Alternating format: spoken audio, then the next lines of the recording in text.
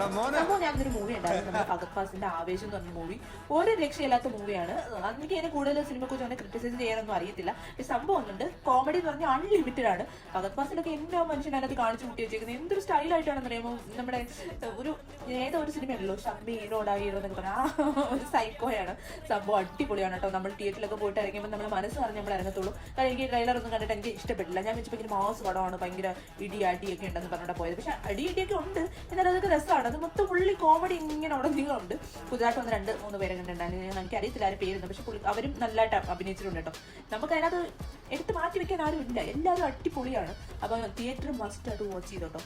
നമുക്ക് എന്തായാലും ഇഷ്ടപ്പെടും. നമ്മുടെ രോമാഞ്ചത്തിന്റെ സംവിധായകനാണ് ചെയ്തതെന്ന് പറഞ്ഞു. പക്ഷെ ആ ഒരു മൂവിയും ടോട്ടലി ഡിഫറെന്റ് ആണ്. ടാഗ് ഫീൽ ചെയ്യത്തില്ല ഒരു സിനിമ സ്റ്റാർട്ടിങ് തൊട്ട് എൻഡിങ് വരെ. പിന്നെ ക്ലൈമാക്സ് ഒക്കെ എന്ന് വെച്ചാൽ നമുക്ക് അത്ര സീരിയസ് ആയിട്ട് ഇരിക്കുന്ന ഒരു സിറ്റുവേഷൻ പോലെ ഭയങ്കര കോമഡി ഫീൽ ചെയ്ത് നമുക്ക് അത്രയ്ക്ക് അങ്ങോട്ട് എന്താ പറയുക, അത് നിങ്ങൾ കണ്ടു നോക്കണം.